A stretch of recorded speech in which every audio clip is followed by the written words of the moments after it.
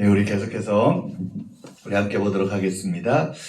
우리가 절망이 오고 그러고 나면 이제 분노가 온다고 했죠. 분노가 오고 난 다음에는 영적 침체가 오게 됩니다.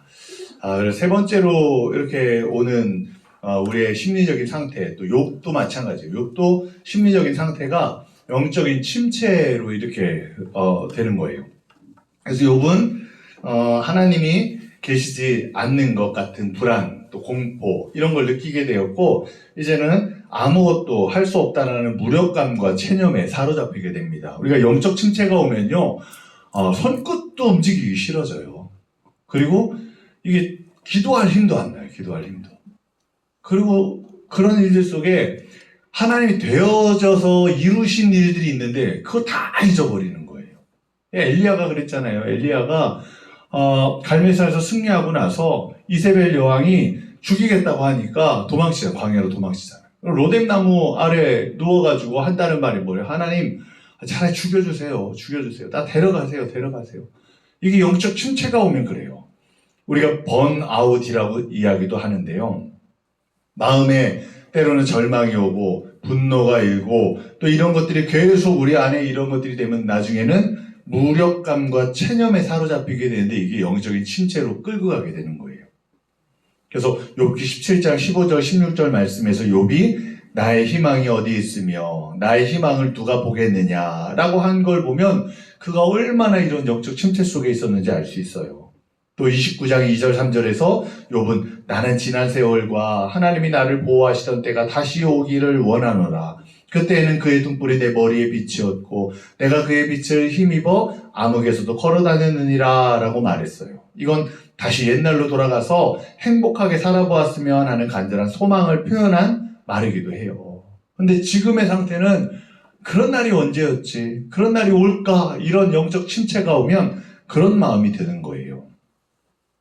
그래서 이 욥에게 당했던 이런 영적 침체가 점점 정말 자기에게 다가오고 나면 곁에 있던 아주 가까운 사람들이 점차 그를 버리고 멀리 떠나버렸다라고 느끼게 되는 일까지도 벌어져요. 실제로 그랬잖아요. 욥도 부인도 막 저주하고 죽어라 이러면서 부인도 떠나버렸고 3명의 친구들도 와서 한다는 얘기가 정죄만 하잖아요. 비난만 하잖아요.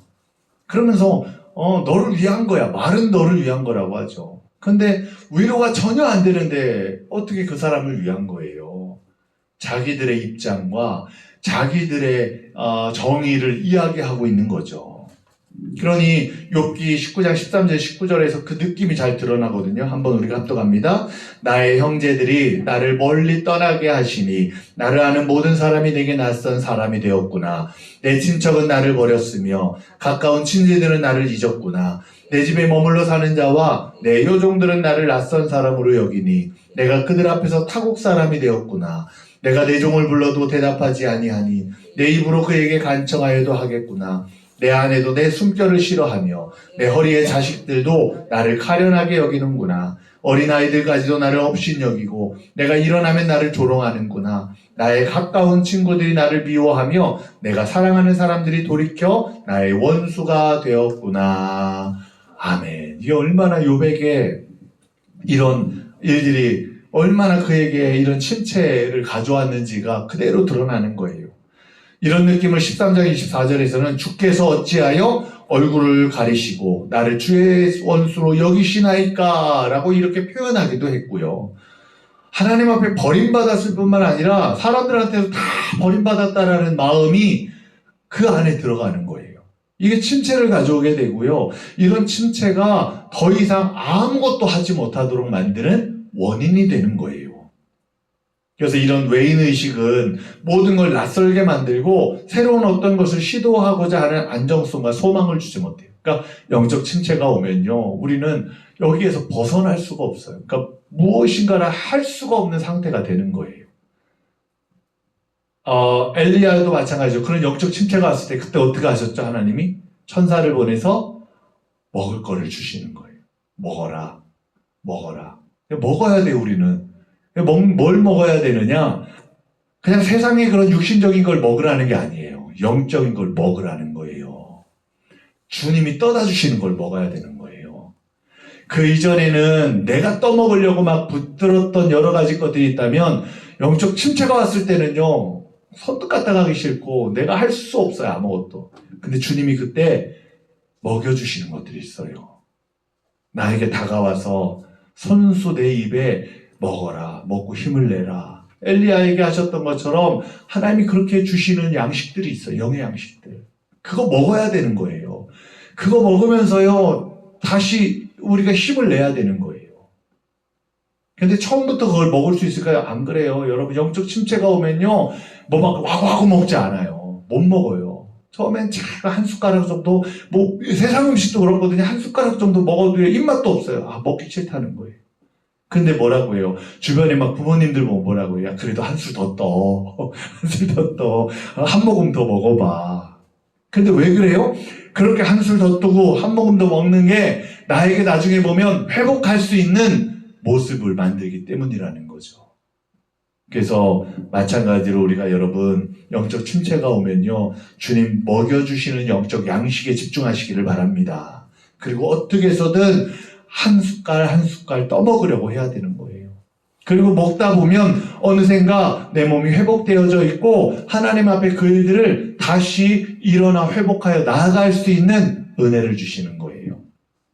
욥도 마찬가지로 절망이 왔고 분노가 왔고 영적 침체 때문에 괴로웠어요. 힘들었어요. 그러나 중요한 건 뭐예요? 욥은 견뎌나갔다는 거예요. 지나가게 했다는 거예요. 우리가 가장 중요한 게 뭔지 아세요? 다 지나가요. 다 지나간다는 사실을 잊지 말아야 되는 거예요.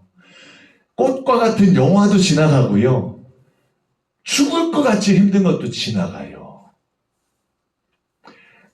어제 이제 저희 교회 청년 중에 하나가 처음으로 군대를 갔어요. 이제 저희 교회 설립되고 청년이 자라서 그 친구가 이제 한 고등학교 1학년 때 와서 왔던 친구, 중학교 3학년인가 그때 고등학교 1학년 올라가면서 왔던 친구인데, 근데 이제 대학교 들어가고 청년이 돼서 이제 입영 날짜를 받고 어제 입영을 한 거예요. 어제. 그래서 주일날 그 친구 위해서 기도를 해주고 또 이렇게 또 이제 송별회도 해주고 같이 밥도 먹고 그랬거든요. 근데 머리를 빡빡 갖고 이렇게 토요일날 왔는데 밥 사주려고 모였는데 빡빡 갖고 왔는데 그때 실감이 나더라고요. 아, 얘가 군대 가는구나. 근데 군대가요 참 힘들어요. 남자들에게는. 여자들은 애 낳는 고통, 남자들은 군대 이렇게 얘기하거든요. 그래서 여자들한테 애 다시 낳을래? 그러면 다시 낳는다는 사람은 거의 없대요. 근데 하나님이 감사한 게 뭔지 아세요? 여자분들한테는 망각하는 은혜를 주셨대요. 아, 애기 낳기 싫어. 나 애기 얼마나 힘든데. 그런데 또 나중 되면 나아요. 잊어버리고. 그래서 키운대요. 그래서 낳을 수 있대요. 근데 남자는요, 안 그래요. 남자는 못 잊는데요. 그래서 남자한테 애를 못 낳게 하셨나봐요. 하나님이. 남자는요, 힘들면요, 힘든 거요, 못 잊는데요. 그걸 기억한대요. 지금도 그래요. 남자들한테 너 군대 다시 들어갈래? 그러면 50 먹은 저한테도 그러면요, 안 들어간다고요. 저는 다시는 안 들어간다고요. 지금도 꿈꾸면 군대 너 제대 안 했어 하고 들어가는 꿈, 그게 악몽 중에 하나예요. 그게 한참을 꿨어요. 제가 막 몸이 힘들면 막 괴로운 일들이 있으면 꿈속에 그게 나타나요. 너 휴가 끝났어. 빨리 들어와. 제대 안 했어. 이게 꿈이었어요. 그리고 나서 나중에 이제 또 악몽이 하나 들은 게 이제 부목사로 다시 들어가는 꿈. 담임 목사님이 너 다시 들어와라 부목사로 이렇게 하면서 예전에 담임 목사님이 저 다시 데려가는 꿈. 되게 힘들었거든요. 근데 힘들면 그런 꿈을 꿨어요. 그래가지고 군대가 정말 힘들어요. 저도 훈련소 가서 저희는 6주였거든요. 6주 동안 훈련 받는데 얼마나 힘든지 정말 그 힘든 것들 속에 훈련 받으면서 저는 영화 같은 거 보면 이렇게 막 다리 이렇게 떠 있으면 엄마 얼굴로 보이잖아요. CG로. 근데 전 진짜 보이더라고요. 너무 힘드니까 제가 창문 있는 데가 제 관물대였거든요. 거기에 딱 누우면 창문으로 다리 이렇게 보여요. 다리. 그리고 제 관물대에 저 볼펜으로 이렇게 꺼가지고요 날짜를 적어놨어요. 훈련소 끝나는 날. 이거 버티. 그 하루 훈련받고 오면 X 치는 거예요. 하루가 지났다. 다음 훈련받고 나면 X 치는. 어떤 날은요, 너무 힘들어가지고요, X 치지 못하고 그냥 지나가요. 다음날 되면 2개 치면 막 기분이 째질 것 같아요. 근데 너무 힘드니까 막 울면서 이렇게 달을 봤는데 엄마 얼굴이 이렇게 보이는 거예요, 진짜. 너무 힘들더라고요, 보면. 근데 그런 것들 속에, 우리가 이 힘든 것들 속에 우리가요, 참 보면 지나가는 게 당연한 거예요. 그거 안 끝날 것 같아요. 저는 훈련소가 안 끝날 것 같았어요. 근데 지나가더라고요. 군생활 갔는데 군생활 때 힘들었어요. 맨날 저는 헌병대로 가가지고 맨날 맞았어요. 끌고 가서 맨날 교회 간다고 때리고, 교회 간다고 때려서 저는 이제 훈련소를, 제가 그랬잖아요. 날라리 뽕짝이었다고. 그전에는, 청년 때는 그래가지고 고등학교 2학년 때 회장이 됐지만, 그렇다고 해서 막 신실하게가 아니잖아요. 근데 하나님 끌고 가셨어요. 어찌됐든 그때 가기 전에는 막 주일도 빠지기도 하고 막 그랬거든요. 근데 군대 갔더니 훈련소 동안 3주 동안 교회를 못 가게 하니까 너무 막 가슴이 아픈 거예요. 내가 뭐 하고 있나. 주일날 11시가 딱 되면 예배 드려야 되는데, 딴 때는 막 실컷 친구도 만나느라고 교회도 안 갔던 놈이 거기 앉으니까. 그리고 4주째가 돼서 첫 종교 행사를 가는데, 그때 교회 가는 거예요. 교회를 딱 갔는데 찬송 소리가 막 들려요. 들어가는 입구부터 찬송 소리가 들리는데 들어갈 때부터 눈물이 나는 거예요. 눈물이. 가서 앉았는데 눈물이 나요. 목사님이 나와서 앞에서 이제 예배를 인도하시잖아요. 예배를 인도하는데 눈물이 멈추지가 않는 거예요. 눈물이. 그냥 거기서요, 엉엉 울었어요. 목사님 막 설교하시는데 혼자 막 울었어요. 목사님 무슨 설교했는지도 몰라요. 어떻게 예배드렸는지도 몰라요. 엉엉 울었어요. 그리고 하나님 앞에 다짐했어요. 하나님, 내가 주일 성수할게요. 이제는 주일날 안 빠질게요. 내가 하나님 앞에 내가 예배를 빠지지 않을게요. 그렇게 하나님 앞에 다짐했어요. 그리고 나서 훈련소를 마치고 자대를 딱 배치를 받으니까 주일날 교회 가잖아요. 근데 교회 가려고 2등병이 교회 가려고 하니까 눈치를 주는 거예요. 왜냐? 주일 12시가 딱 대청소하는 날인 거예요. 그 부대, 대대. 그러니까 쫄병이, 2등병이 교회 가면 걸어가지고 예배 드리고 그러고 나면 1시 정도에 오거든요. 그러면 청소 다 끝나고 오는 거예요. 그 어떻게 해요? 저는 하나님 앞에 약속했으니까 가야 되잖아요. 저 교회 가야 됩니다. 갔어요. 그랬더니 막 눈치를 줘요. 그래서 어떻게 해요? 가야 되니까. 약속했으니까. 갔죠. 예배 드리고 왔죠. 그때 그날 저녁에 일내무실로 다 모여. 내무실로 다 들어갔어요. 엎드려 뻗쳐. 그 때리기 시작하는 거예요. 병장들이. 빠따를. 요즘은 청소도 안 하고, 제 이름은 안 돼요. 제 이름은 안 되고 뭐라고 하냐면 요즘 쫄병들은 청소도 안 하고 지 하고 싶은 것만 해 하고 때리고 나가요. 그러면 다음에 상병들이 또 때려요. 일어나서 또 때려요. 그리고 나가요. 그럼 다시 일병들은 때리지 않았어요. 그냥 뭐라고 하고 나가요. 이게 줄바따라는 게 그거예요. 위에서부터 때리고 나가고 때리고 나가고 때리고 나가고 이게 줄바따예요. 그랬어요. 다음 주가 또 됐죠. 다음 주가 됐는데 또 어떻게 해요?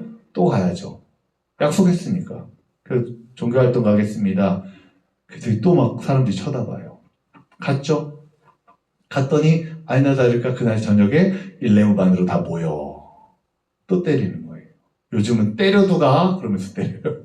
제 이름은 얘기 안 해요. 그냥 때려요. 때리면 요즘 때려도 지네들 하고 싶은 거에 지네들 교회 갈 거 다 가? 이러면서 때려요.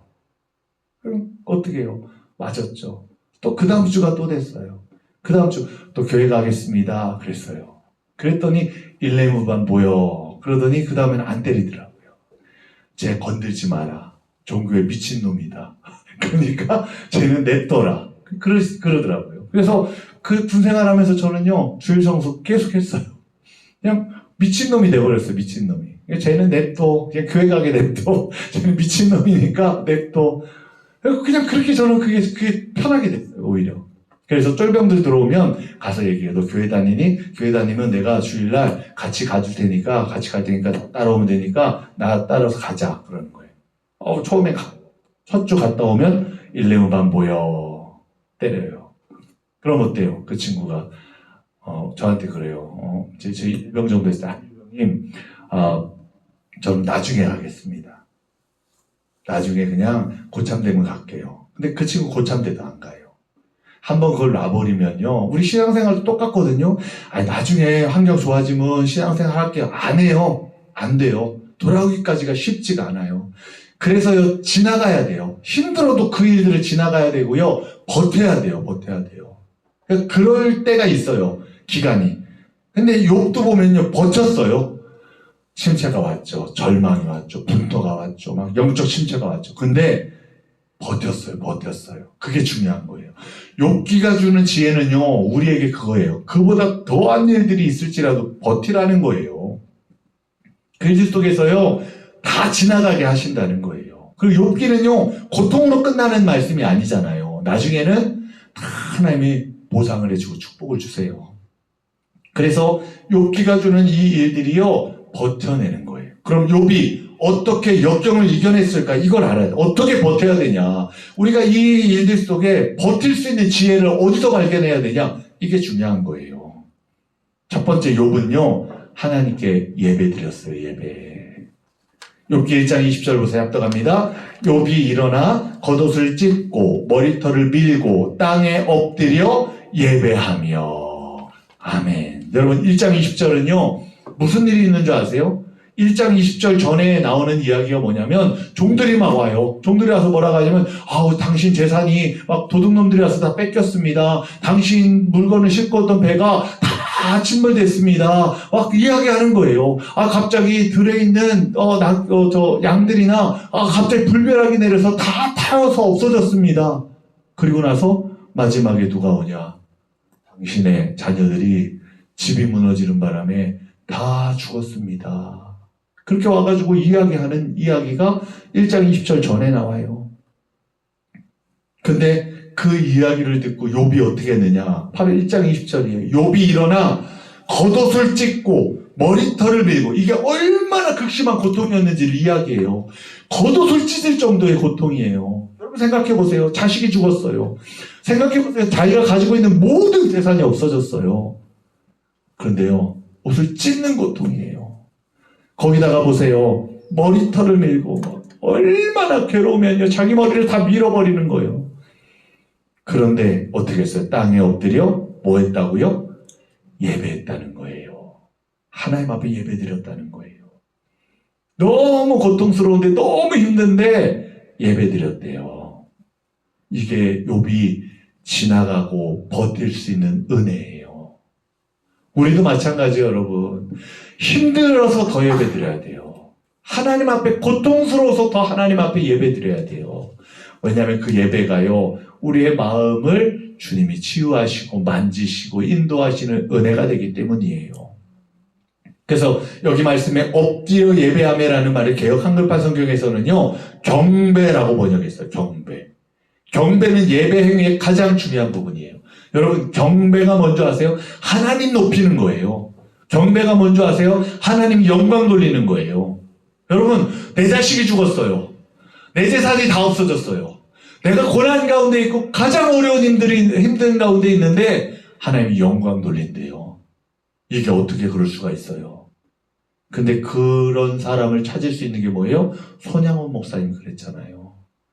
손양원 목사님이요, 그 하나님 앞에 드려지는 기도가 뭐예요? 거기에 보면요, 그 기도가 뭐예요? 하나님 앞에 내 자녀를 정말 죽인 그 사람을 양자로 드리거든요.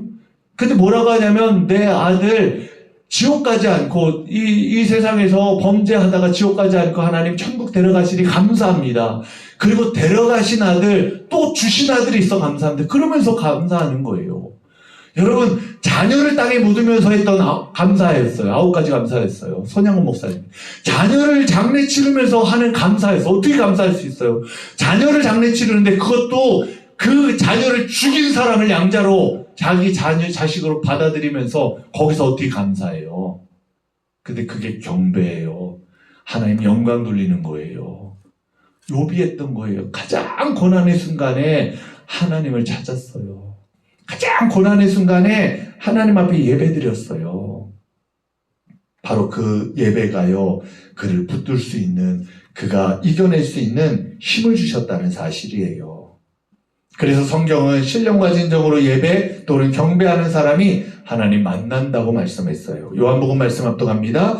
예수께서 이르시되 여자여 내 말을 믿으라. 이 산에서도 말고 예루살렘에서도 말고 너희가 아버지께 예배할 때가 이르리라. 너희는 알지 못하는 것을 예배하고 우리는 아는 것을 예배하노니 이는 구원이 유대인에게서 남이라. 아버지께서 참되게 예배하는 자들은 영과 진리로 예배할 때가 오나니 곧 이때라. 아버지께서는 자기에게 이렇게 예배하는 자들을 찾으시느니라. 하나님은 영이시니 예배하는 자가 영과 진리로 예배할지니라. 아멘. 하나님 찾으신대요.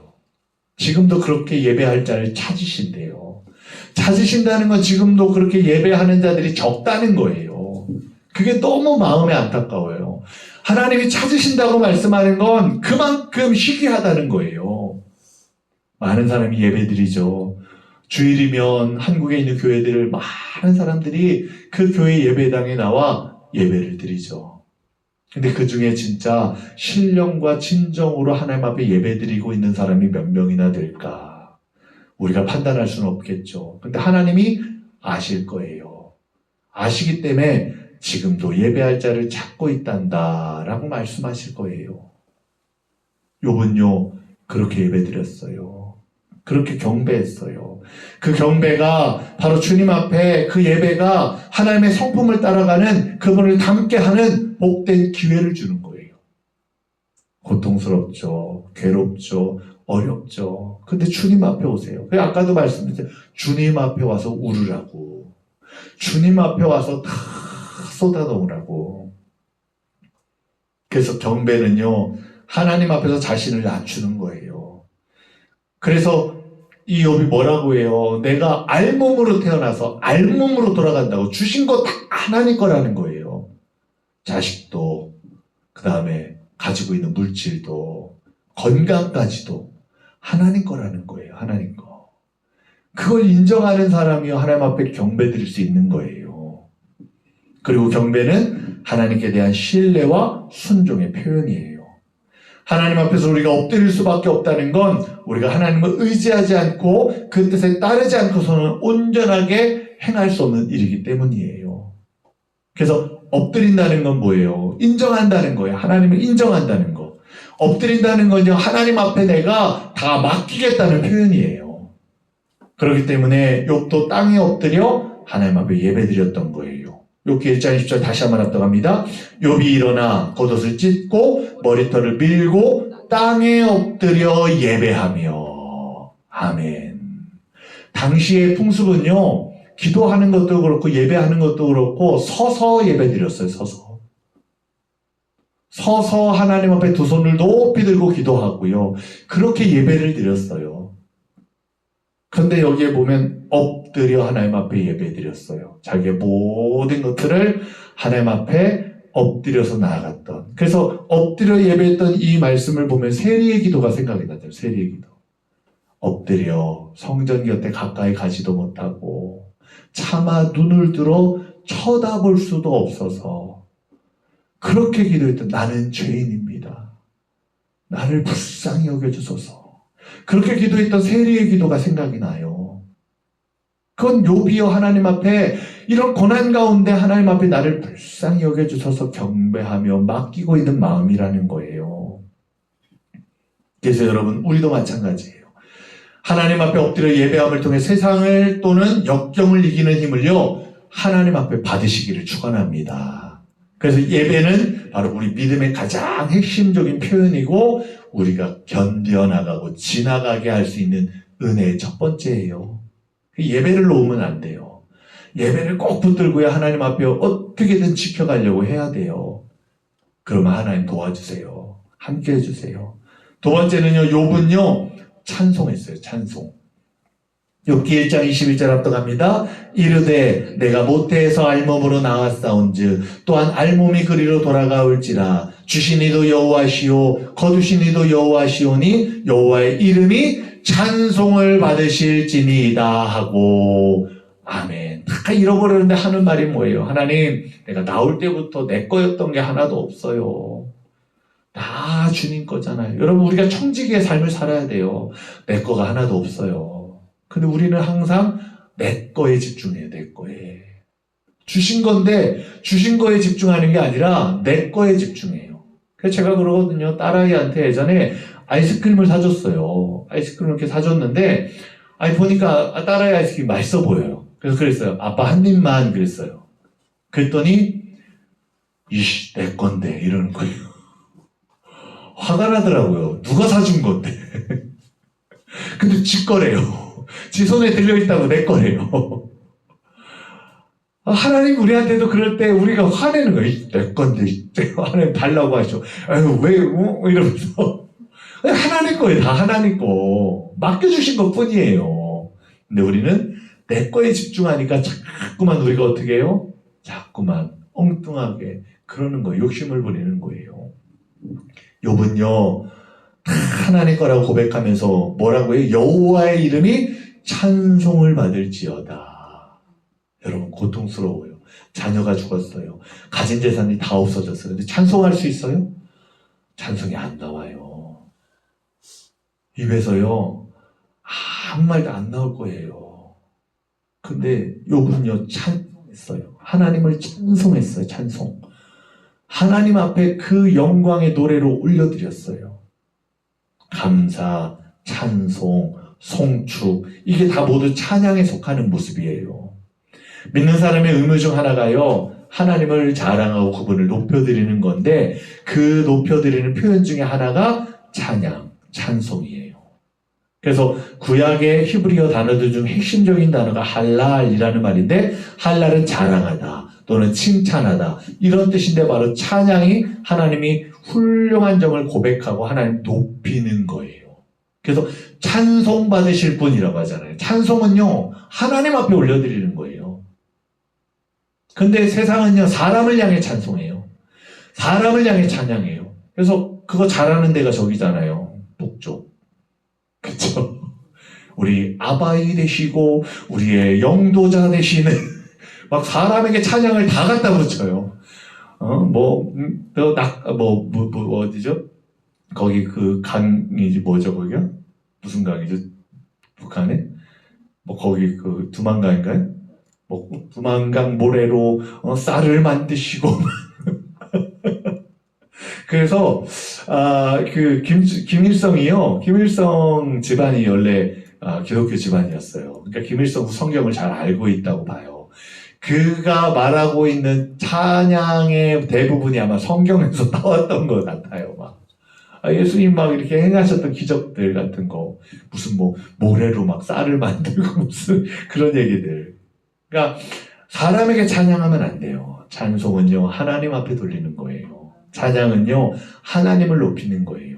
그래서 하나님께서는 찬양 속에 있기를 기뻐하세요. 시편 22편 3절 압도합니다. 이스라엘의 찬송 중에 계시는 주여 주는 거룩하시니이다. 아멘. 이스라엘의 찬송 중에.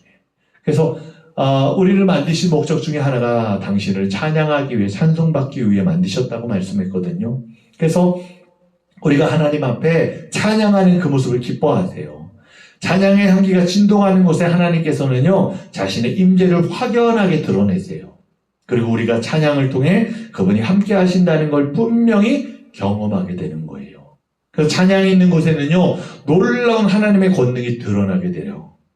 하나님께 찬양하는 건 거친 광야의 대로 즉 큰 길을 닦는 것과 같아요. 내가 고난당하고 고통당하면요 길이 좁아져요. 아니 길이 보이지가 않아요. 깜깜해요. 근데 찬송은요 빛으로 비추는 거예요. 찬송은요 그 길을 뚫는 거예요. 그래서 찬송하면요 길이 보이기 시작해요. 찬송하면요 내가 해야 할 일들이 생각나기 시작해요. 그래서 그 찬송이 큰 길을 닦는 것과 같다라고 말해요.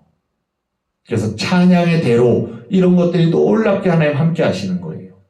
하나님의 능력이 강력하게 역동적으로 나타나는 통로가 바로 찬양이에요. 찬양. 그래서 찬양과 기쁨은 직결이 돼요. 찬양하면 찬송하면 기쁨이 와요. 기쁨이. 왜냐? 하나님의 마음이 오기 때문에.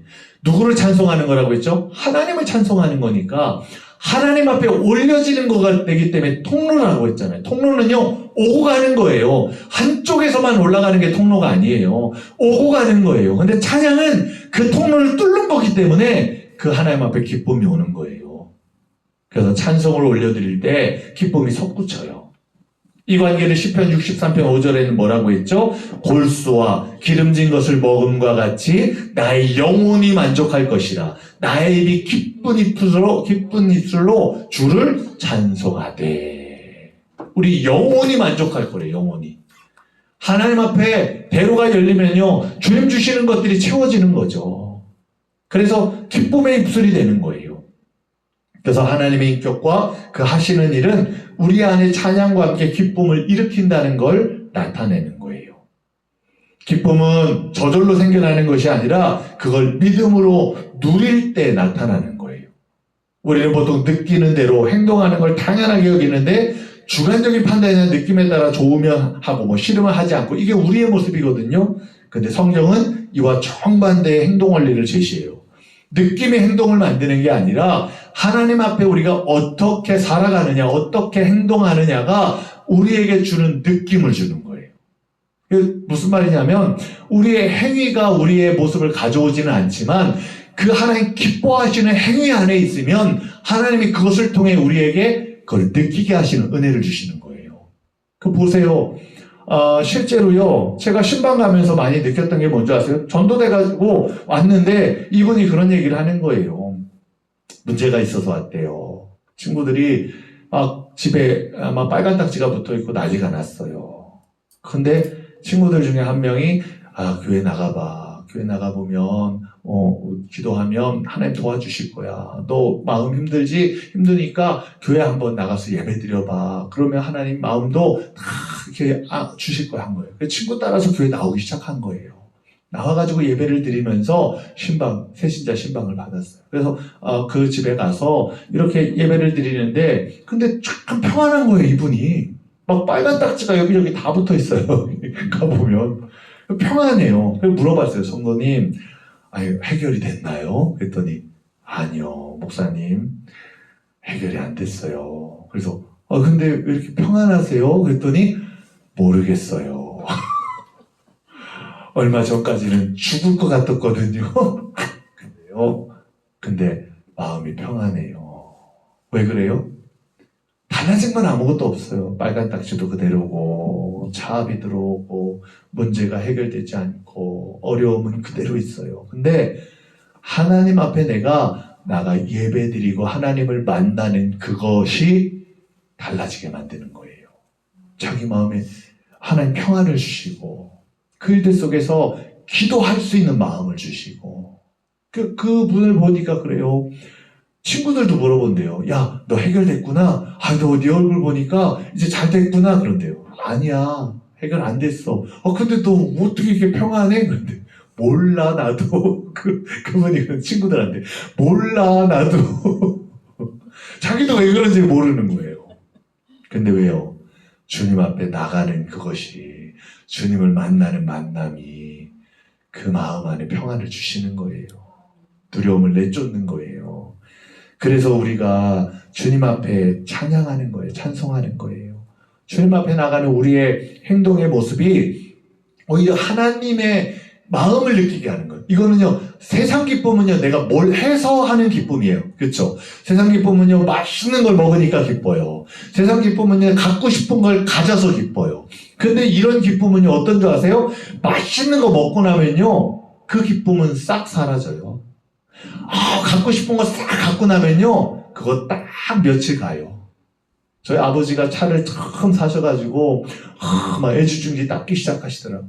딱 한 달 지나니까 안 닦으시더라고요. 그다음부터. 딱 그래요. 사람은요, 처음에는, 막 애지중지 막, 이렇게 하잖아요? 근데 조금 지나면요, 그냥 다 익숙해져요, 그냥. 세상의 것들은 그런 기쁨이에요. 근데 주님의 기쁨은요, 영원한 기쁨이고요, 소유의 기쁨이 아니거든요. 내가 뭘 가져서 기쁜 게 아니에요. 주님이 기쁘니까 내가 기쁜 거예요. 우리 자녀들이 그러거든요. 자녀들 보세요. 자녀들은요, 엄마 아빠가 기쁘면요, 그냥 기뻐요. 좋아요. 엄마 아빠가 하하하고 웃으면요, 애들은요 웃어요. 근데 뭔지 아세요? 애가 막 뛰놀다가도요, 엄마 아빠가 울고 있으면요, 뛰놀다가 이상해져요. 애가 눈치 딱 가요. 뭐지? 그러면서 울어요. 애도 울 일이 아닌데 울어요. 왠지 아세요? 그 부모하고의 일들이 연결되어 있는 거예요. 근데 우리도 그래요. 하나님 아버지랑 연결되어 있어서 아버지가 기쁘니까 우리가 기쁜 거예요. 내가 뭘 해서 기쁜 게 아니라. 그러니까 우리 중요한 건 그 안에, 할 수 있는 것들 안에, 기뻐하실 주님이 일들 안에 우리가 행하여 나아가는 그 일을 하는 거예요. 그게 바로 찬송이라고 말씀하는 거예요. 그리고 세 번째는 뭐예요? 감사예요. 감사. 욥기 1장 22절 합독합니다. 이 모든 일에 욥이 범죄하지 아니하고 하나님을 향하여 원망하지 아니하니라. 아멘. 이런 일이 있을 때요, 대부분 사람들은 원망해요. 대부분 사람들은 하나님 너무한 거 아니에요. 아니, 재산 중에 한 반 정도만 가져가시지. 아니, 자식들 다 그렇게 데려가시지 마시고 뭐 그냥 하나 둘 정도는 살려두시지. 우리는요, 대부분요, 이런 일을 당했을 때요, 원망해요. 하나님 앞에 하나님 하시는 일들이 뭔지 모르지만 그 일들에 대해서 불만을 털어놓아요. 근데 욥은 뭐라고 해요? 이 모든 일에 욥이 범죄하지 아니하고, 이 모든 일을 누가 벌인 일이에요? 욥기 말씀을 보면 사단이 벌인 일이잖아요. 하나님의 허락을 받고 하나님 시험해 봅시다. 하나님 그렇게 인정하는 사람이라면 이렇게도 흔들리지 않나 시험해 봅시다. 그렇게 사단이 하는 허락을 맡아서 행한 일이잖아요. 그러니까 사단이 행한 일, 이 모든 일이에요. 근데 욥이 거기에 흔들리지 않았다는 거예요. 욥이 거기에 범죄하지 아니하였다는 거예요. 사단은 왜 그렇게 했어요? 뻔히 각색이 하거든요. 요렇게 하면 요렇게 하겠지, 요렇게 하면 요렇게 될 거야. 분명히 다 그러거든. 다 걸려 넘어져. 한 명도 여기 안 걸려 넘어지는 사람이 없어. 이렇게 하면 욥도 걸릴 거야. 이게 사단이 행했던 거거든요. 그러니까 모든 일이에요. 근데 욥이 범죄하지 아니하였다는 건 사단의 속임수에 넘어가지 않았다는 거예요. 하나님 원망하지도 않았다는 거예요. 그렇기 때문에 여러분, 오늘 우리도 마찬가지예요. 영적인 침체가 오면 입술에 불평과 원망과 짜증과 불만이 막 나타나요. 침체가 오니까, 내 상태가 이러니까 뭐 불만스러워요. 하나님 왜 이렇게 하세요? 왜 내가 언제까지 그래야 돼요? 언제까지 내가 떨어지기만 해야 돼요? 막 우리가 원망과 불평과 짜증과 이런 일들이 얼마나 많이 나타나요. 그런데 욥은 다음 순간 끓어오르는 분노와 원망과 슬픈 감정을 억누르고요, 땅에 겸손하게 엎드려서 하나님 앞에 예배드렸어요. 경배에는 연습이나 훈련이나 간구가 있을 수 없어요. 하나님 앞에 그냥 마음을 다 드리는 거예요. 하나님 앞에 다 마음을 쏟아놓는 거예요. 그래서 찬송가에 내 마음을 쏟아놓고 나오잖아요. 하나님 앞에 다 쏟아놓는 거예요. 이건 뭐 연습이 없어요. 그냥 향하는 거예요. 그렇게 우리가 삶에서 이루어져야 하는 거예요. 여러분, 우리가요, 감정만 잘 컨트롤해도요, 우리의 삶이 달라져요. 제가 올 한 해 1월 1일 이제 1월 1일에 이제 아내하고 이제 베데스다 예수마을 가서 또 이제 기도받고 이렇게 하려고 아내하고 간 거예요. 근데 차 안에서 가다가 부부싸움을 하게 된 거예요. 부부싸움이 얼마나 심한지 막 거기에서 막 난리가 났어요. 막 그래가지고 막 가다 말고 차를 제가 막 돌려서 막 감정이 폭발해가지고 막 그런 거예요. 근데 나중에 이제 막 감정이 이제 가라앉고 나니까 야, 또 쏘갔다. 큰일 났다. 내 감정이 이래서 큰일 났다. 그래서 가서 아내하고 미안하다고 하고 우리 가자 해가지고 다시 저녁에 베스다 예수마을 가서 또 거기서 기도받고 그렇게 하고 왔어요. 그러면서 하나님 앞에 다짐을 한 거예요. 하나님, 아내한테도 그런 얘기하고 내가 화내지 않을게. 짜증내지 않을게. 돌아보고 나니까 최근에 와서 막 그 나이가 이제 50 가까이 되니까 그 갱년기가, 남자 갱년기가 오는 거예요. 그러니까 막 갱년기가 오니까 막 어떤 일만 있어도 막 짜증이 막 이렇게 막 올라오는 거예요. 짜증이.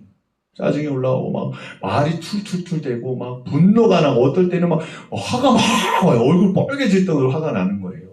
저도 살면서 이렇게 감정적으로 감정을 갖고 사지 않았는데 막 어느 순간에 네가 막 그래요. 그냥 막 한 1, 2년 동안 계속 그런 것들이 막 쌓이더라고요. 막 그러다가 터진 것 같아요. 올해. 그런데 아내하고 그런 거예요. 하나님 앞에도 그런 거예요. 하나님 제가 이제 짜증내지 않을게요. 하나님 제가 분노하지 않을게요. 하나님 앞에 그렇게 했어요. 그리고 아내한테도 그 이야기를 하고. 그리고 나서 분노할 일이 있어요, 없어요? 있죠. 막 나요, 막 감정이 나요. 그러면 하나님 앞에 기도해요. 하나님, 제가 하나님 앞에 분노하지 않는다고 했는데, 짜증내지 않는다고 하는데, 하나님 가라앉혀 주세요. 가라앉혀 주세요. 그리고 아내한테 짜증내지 않아요. 그냥 말을 꾹 그 생각을 항상 가지고 꾹 참고 그렇게 그냥 부드럽게 얘기를 해요. 근데 제가 그렇게 부드럽게 얘기를 하니까 아내도 달라지는 거예요. 아내도 부드러워지고 싸울 일이 없는 거예요. 그래서 그때 이후로 1월 1일 이후로 한 번도 안 싸웠어요, 저희가. 부딪힐 이런 것들이 없는 거예요. 그게 무슨 말이냐면 감정이라는 것이요, 얼마나 사람을요 이렇게 힘들게 만들지 몰라요. 그리고 마귀가 제일 많이 이용하는 게 감정이에요. 감정. 그래서 우리가 휩싸인다고 하잖아요. 휩싸인다는 거. 자꾸 휩싸인다는 거. 마음에 막 휩싸인다는 거. 그러면요 여러분 하나님 앞에 기도하세요. 또한 그이들 속에 붙잡고 같이 할 수 있는 동역자들을 찾으세요. 같이 기도합시다. 지금 같이 찬송합시다. 같이 우리가 하나님 앞에 말씀을 읽읍시다. 그러면서 그렇게 할 수 있는 일들 속에 붙들고 가야 되는 거예요. 그렇게 감정이 컨트롤이 되면요, 일들이 달라지더라고요. 근데 욥도 마찬가지예요. 욥도 이런 일들 속에 그렇게 할 수 있었는데 어떻게 하나님 앞에 경배했어요. 엎드렸어요. 예배했어요. 찬송했어요. 그렇기 때문에 여러분 우리가 이 욥과 같이요 정말 하나님 앞에 지나가고 견뎌 나갈 수 있는 이 지혜를 발견하시기를 축원합니다. 예배드려야 돼요. 찬송해야 돼요. 그리고 감사하세요. 감사가 중요해요. 욥이 지금 감사할 수 있는 상황이에요? 감사할 수 없는 상황이에요. 근데 감사해요. 하나님 앞에 예배 드릴 수 있음에 감사합니다. 내가 이런 마음일지라도 엎드릴 수 있음에 감사합니다. 하나님 내가 참아내고 견뎌나갈 수 있음에 감사합니다. 감사해요. 그 감사가요 욥으로 하여금 바로 지나가게 하는 은혜를 주는 거예요. 그래서 인내, 오래 참음, 이것은요 성령의 은혜잖아요. 바로 그 일들이요 성령께서 우리 안에 함께 하실 때 그 일들 가운데 우리가 참여하고 나갈 때 열매가 맺히는 거잖아요. 그래서 예배하고 찬송하고 감사하는 건요 성령 안에 함께하는 일들이에요. 욥과 같이 저와 여러분이요 견뎌나갈 수 있는 지혜를 발견하시기를 축원합니다. 10번째로는 욥은 어떻게 고난 속에 그런 믿음 지켰을까? 첫 번째, 믿음의 줄을 놓지 않았기 때문이라는 거예요. 여러분 많은 사람들이요 다 힘들면 뭐라고 생각하는지 아세요? 놔버리고 싶어요. 그게요 사단이요 제일 많이 우리에게요 미혹하는 것들 중에 하나예요. 놓으면 끝나. 다 그러면은 너 다 해결될 거야. 그리고 세상의 일들은요 그냥 흐지부지 다 끝나버려요. 실제로도요 뭔 사건이 일어나면 다 자살하잖아요. 왜 자살하는 줄 아세요? 그러면 법적인 거에서는요 공소권 없음으로 끝나요. 다. 그러니까 다 죽음으로 끝나려고 하는 거예요. 근데 죽음이 끝이겠어요? 성경은 죽음이 끝이라고 말씀하지 않아요. 근데 마귀는 그런 거예요. 마귀는요 죽으면 끝나. 야, 다 끝내버려. 다 놔버려. 자꾸만 우리에게 그렇게 이야기하는 게 뭐예요? 자꾸만 줄을 놓으라는 거예요. 줄을. 욥 보세요. 막 부인이 와서 그런 얘기 하잖아요. 저주하고 죽어버려라. 너 이렇게 사느니 죽는 게 낫지 않냐. 놔버리라는 거예요. 근데요 욥이요 안 놔요. 그 줄을 놓지 않아요. 믿음의 줄을 붙잡아요. 그 극심한 고통 중에도요 여전히 하나님께서 정말 두루 살펴주시고 기적적인 은총을 베풀고 계시다는 믿음의 끈을 놓지 않는 거예요. 신랄 같은, 어떻게 보면 너무 정말 얇은 줄 같은 느낌이 들지만 그러나 끝까지 붙들고 있는, 그게 중요해요, 여러분. 줄을 붙잡고 있는 거, 그게 견뎌나가고 지나가게 하는 은혜예요. 그래서 여러분, 저도 마찬가지로 말씀드렸잖아요. 하나님한테 약속이었어요. 군대 안에서 내가 주일 성수하겠습니다라는 약속이 제가 붙들고 있었던 믿음의 끈이었어요. 그때까지 제가 무슨 믿음이 막 충만하고 막 신실하고 막 그런 청년이지 않았어요. 군대 가기 전에는 그냥 일반 대학 다니고 신학교도 아니고 일반 대학 다니고 거기다가 친구들 만나는 거 좋아하고 막 주일도 잘 빠지고 막 이랬던 청년이었어요. 근데 군대 가고 나서 하나님 앞에 약속한 그것이 믿음의 줄이었어요. 제가 붙잡아야 할. 그리고 그 믿음의 줄이 나중에는요 어떻게 되는지 아세요? 제일 힘들게 뭔지 아세요? 느슨해졌을 때요. 그러니까 쫄병 때는요 내가 줄을 꽉 붙잡아요. 왜냐? 그 줄 아니면 내가 안 되니까. 근데 희한하게요 마귀는 어떻게 하는 줄 아세요? 다 풀어주잖아요. 막 야 그래 너 고참도 됐지. 야 이제 편하지. 먹고 싶은 거 다 먹을 수 있지. 아 네 시간 다 할 수 있지. 가서 운동해. 야 너 교회 가지 말고 운동해. 뭐 이런 마음들을 주는 거예요. 근데 그때 딱 저에게 붙잡은 건 먼저 약속했잖아. 하나님 앞에 내가 주일 지키겠다고, 주일 성수하겠다고 약속했잖아. 이게 저한테는 믿음의 줄이었어요. 그리고 그거 붙들고 지금까지도 이렇게 오게 되는 거예요. 욥도 마찬가지야. 하나님 주시는 바로 그 일이 그에게는 믿음의 줄이었어요. 그 줄을 놓지 않았어요. 저와 여러분이요. 믿음의 줄을 붙잡고 나가는 저와 여러분 되기를 축원합니다. 두 번째는 하늘의 중보자를 바라봤어요. 바라보는 거 중요해요. 욥기 16장 말씀을 보면요. 아직은 정신적 갈등은 그대로 있지만 점진적으로 소망의 불꽃이 타오르기 시작한 그의 모습을 볼 수 있어요. 욥기 16장 19절 21절 합독합니다. 지금 나의 증인이 하늘에 계시고 나의 중보자가 높은 데 계시니라. 나의 친구는 나를 조롱하고 내 눈은 하나님을 향하여 눈물을 흘리니 사람과 하나님 사이에와 인자와 그 이웃 사이에 중재하시기를 원하노니. 아멘. 여기 중보자라는 말의 히브리어를 보면 사하디라는 말인데 사하디는 증거를 보여주다, 목격자가 되다, 또 명사형으로는 증인, 보호자, 변호자, 옹호자 이런 뜻이에요. 여기요 누구를 바라보냐? 하나님 바라보는 거예요. 나의 중보자 되시고 나의 모든 변호자 되시는, 보호자 되시는 하나님 바라보는 거예요. 여러분 우리는요 바라보는 대로 가는 사람들이에요. 보세요. 여러분 우리가요 똑바로 길을 간다고 하지만 다른 데를 쳐다보면 어디로 되는지 아세요? 나중에 가다 보면 우리가 어느새 그쪽으로 가고 있어요. 보고 있는 대로 가고 있어요. 그래서 우리는요 보는 대로 가는 사람들이에요.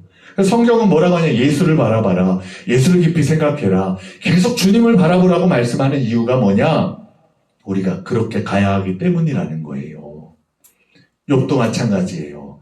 이 고난 속에서요 뭘 바라봐요? 주님 바라보기 시작하는 거예요. 그래서 욥기에서 욥이 기다리는 대속자는요 욥의 입장에서 그의 곧 그의 결백을 변호해 주는 자 하나님이 하세요. 내가 죄가 없다는 걸 하나님이 다 알고 계시는 거예요. 그러니까 하나님이 변호해 주시기를 바라요. 내가 막 친구들에게 나는 죄가 없다, 너희들이 얘기하는 게 맞지 않다 아무리 얘기해도 사람의 변론은요 누구도 해결해 주지 못해요. 근데 하나님은 아세요. 하나님은. 그래서요 우리의 삶에서도 마찬가지예요. 때로는 억울해요. 막 어떤 일은요 막 억울해요. 막 억울해가지고 막 마음이 막 그래요. 근데 하나님은 아시잖아요.